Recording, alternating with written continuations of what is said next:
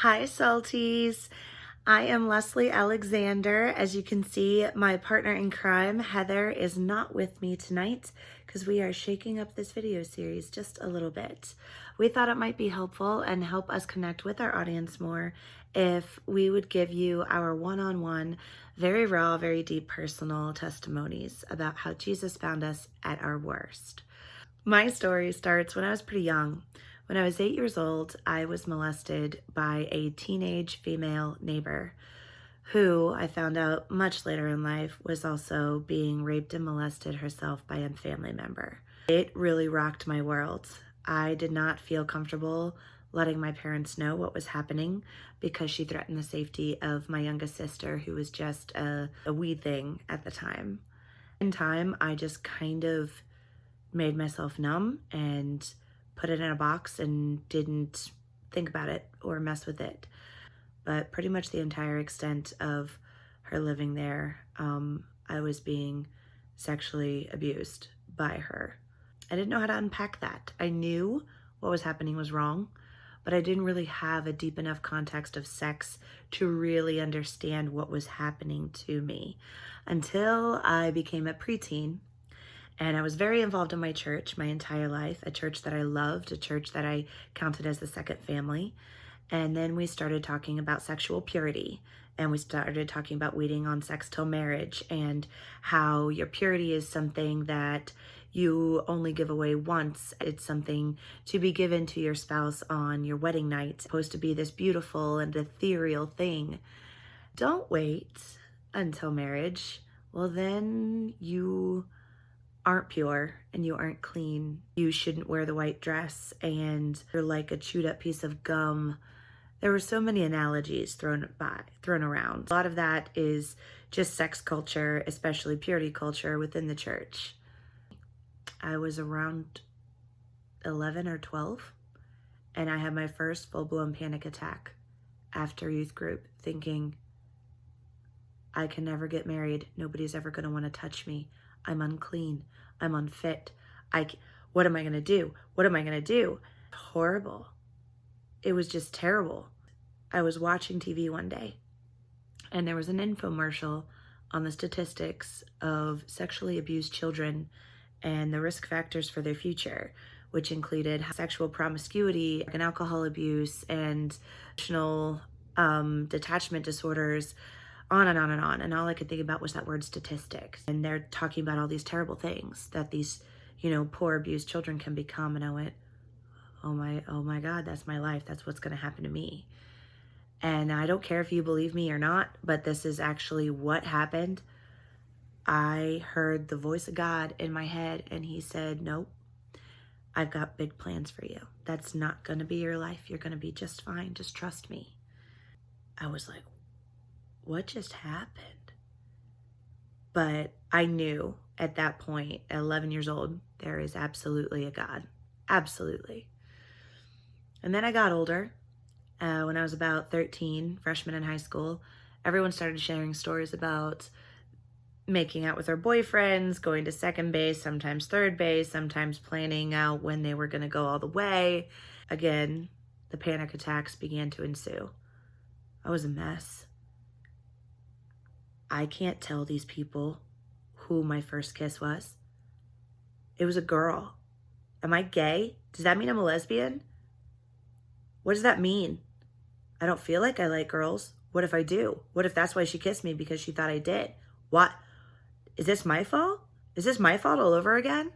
Of the lack of maturity that I had at the time, I started to unpack all of this emotional baggage from my abuser in all of the wrong ways. And it did nothing but snowball me into this grand depression. But I was protective of it in this most disturbing way. I wanted everybody to think that I had it all together. So I started lying my face off. I would lie about boys that I'd kissed, boys that I'd made out with, knowing full well nothing had ever happened. But I was so desperate for nobody to know that I had been molested by a female and that was my introduction to my sexual awakening, that I started to really lose myself. I started to go into very deep, dark areas in my mind, telling me that I was filthy and disgusting and unworthy, and that I was used up, that I was unfit to touch. And I don't remember what triggered it. I don't know what started it, but one day I decided to skip class for the first time ever in my life. And I walked out of the school, across the parking lot, up the green, all the way up to the railroad tracks. And I laid down on the railroad tracks and started sobbing. And I was waiting for a train to come and hit me so I didn't have to deal with everything anymore. I was a very broken, very messed up child, laying on the railroad tracks waiting for a train to come and snuff out my life. And then for the second time, I heard again the voice of Jesus. And this time it was commanding and strong and fierce.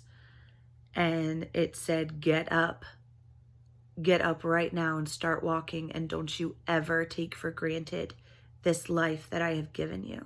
And I cried all the way back into the school building, knowing I had to change. I had to change the way I thought. I had to change the way I was operating.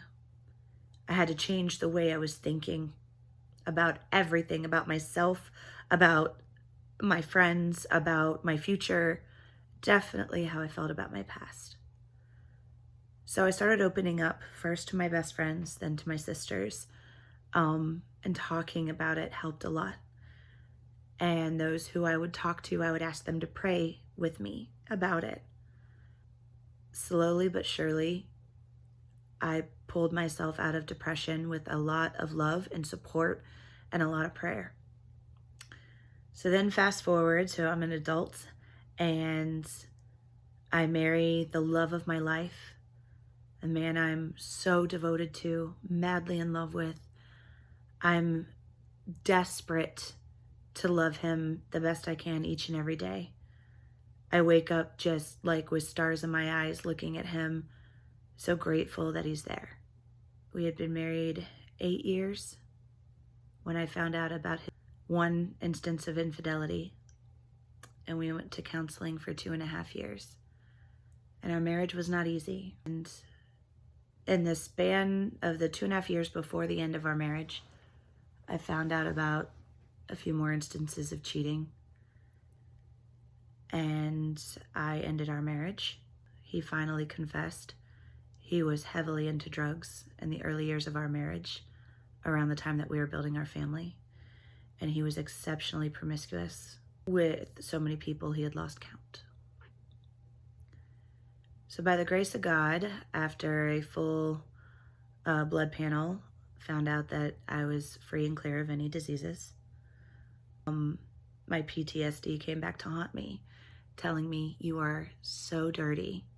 You don't even know what has been on him and then been through you.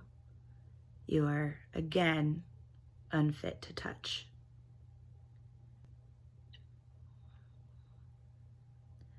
That was worse than the divorce itself. And all I could think was, all I did was love him. That's all I wanted, was for him to love me back. And then again, those voices just latched on. But this time, I had both hands firmly on the wheel of my life. And Jesus was at the helm, and I would just pray to him all day, every day, on my knees, waking, sleeping. I was praying. I prayed to be kind. I prayed for grace.